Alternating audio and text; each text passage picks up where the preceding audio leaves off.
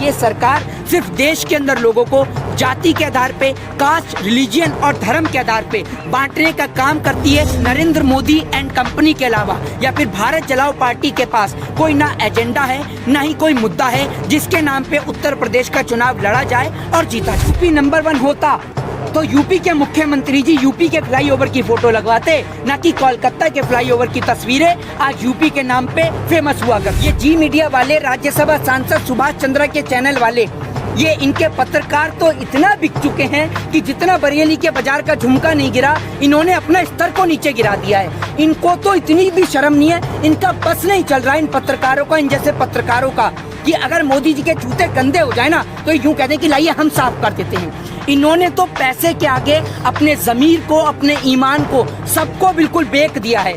अगर आप इस वीडियो को देख रहे हैं तो YouTube पर सब्सक्राइब करें, लाइक करें और शेयर करें।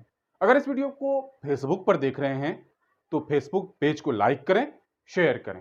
धन्यवाद। दिक्कत है इन्हें इस देश के अंदर हर हर महादेव के नारे से दिक्कत है कि जय श्री राम का नारा क्यों नहीं लगाया। भैया लोग महादेव को माने, राम को माने, आप बताने वाले कौन होते हो?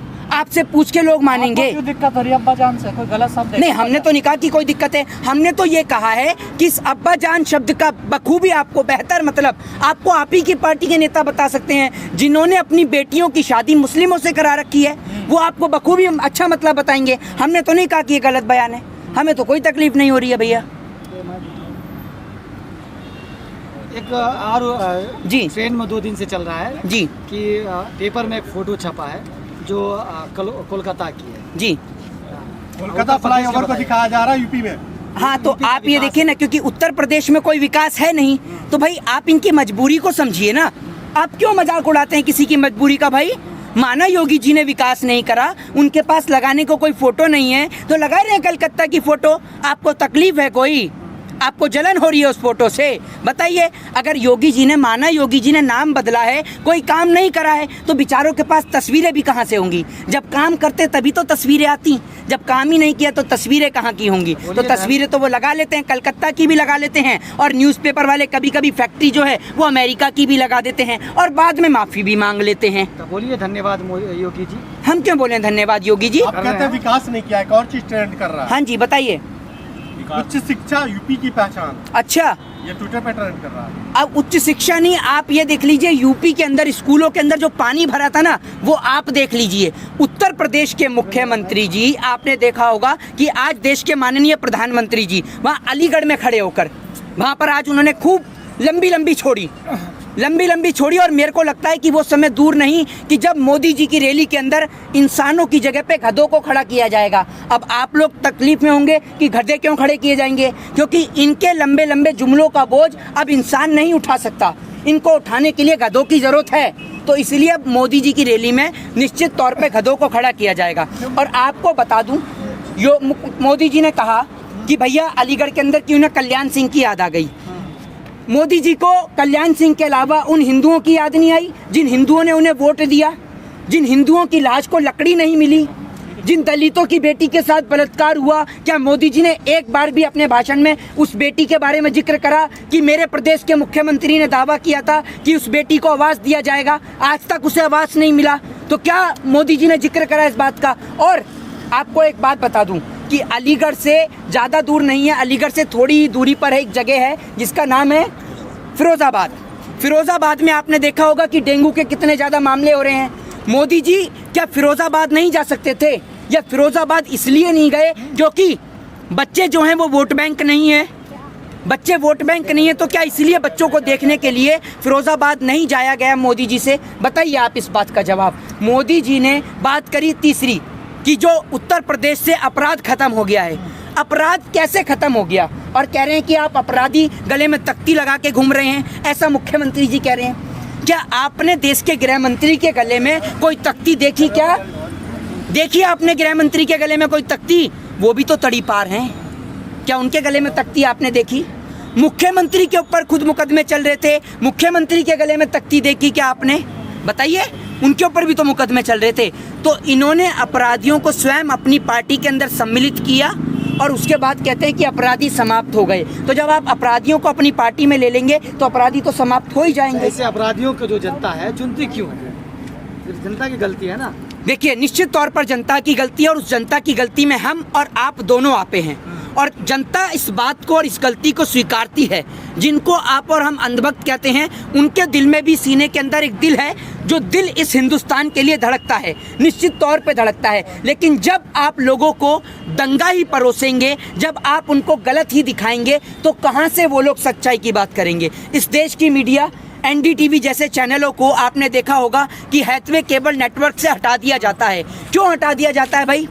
अंबानी साहब क्या चाहते हैं कि मीडिया जो उनका मन करे वही परोसे। मीडिया सिर्फ मोदी जी की जो उनकी वाहवाही है, उनकी तारीफों के पुलिंदा पुल हैं, उनको ही दिखाया जाए। नरेंद्र मोदी जी कोरोना के काल में तीसरी बार विदेश का दौरा करने के लिए जा रहे हैं, ये मैं आपको बता दूं। कोरोना के काल के अंदर तीसरी बार विदेशी दौरा। नरेंद्र मोदी जी गुजरात मॉडल की बात करते हैं। आज गुजरात के अंदर जामनगर से लेकर तमाम जगह पानी के अंदर डूबी पड़ी हैं।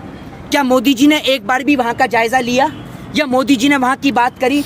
तो आप लोग सोच लीजिए, ये सरकार सिर्फ देश के अंदर लोगों को जाति के आधार पे, कास्ट, रिलीजियन और धर्म के आधार पे बांटने का काम करती है। बाकी नरेंद्र मोदी एंड कंपनी के अलावा या फिर भारत जलाओ पार्टी के पास कोई ना एजेंडा है, ना ही कोई मुद्दा है जिसके नाम पे उत्तर प्रदेश का चुनाव लड़ा जाए और जीता जाए। बड़े बड़े होर्डिंग्स तो लग रहे हैं, यूपी नंबर 1 बड़े बड़े होर्डिंग्स और यूपी नंबर 1 की आपने बात करी, तो इसका जवाब तो आप ही के भी पत्रकार भाई ने स्वयं दे दिया। आप फिर भी जवाब कर रहे हैं। अगर यूपी नंबर 1 होता तो यूपी के मुख्यमंत्री जी यूपी के फ्लाईओवर की फोटो लगवाते, ना कि कोलकाता के फ्लाईओवर की तस्वीरें आज यूपी के नाम पे फेमस हुआ करती।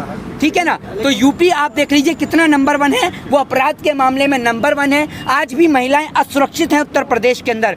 वो बेटियों के साथ बलात्कार होता है और उसमें इनकी पार्टी के नेता ये तराशते हैं कि बेटी कौन सी जात की है, कौन से धर्म की है।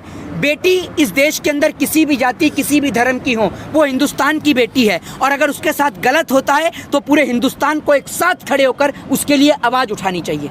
मोदी जी, आपने कहा बेटी पूरे हिंदुस्तान की बेटी है। आप जी। यूपी में अगर कोई केस होता है तो ही क्यों बोलते हैं? दिल्ली में होता है या अभी हाल ही में पुणे में हुआ है। आपसे किसने कहा कि हमने नहीं बोला है? आपने देखा है राबिया के मामले में हमने बोला, आपने पुणे के केस की बात करी, उस पर भी हमने बोला। इस देश के अंदर आप बलात्कार के नाम पर ये मत बोलिएगा। हमें किसी सरकार से कोई मोह, कोई लाभ नहीं है। बलात्कार होता है तो वहाँ के मुख्यमंत्री को स्ट्रिक्टली एक्शन लेना चाहिए।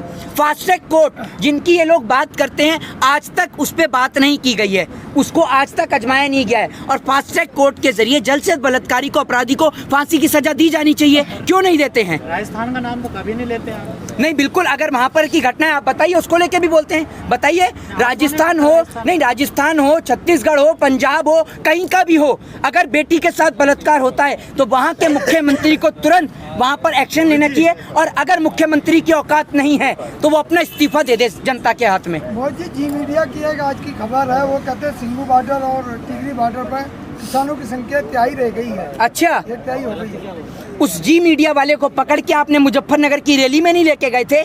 हैं?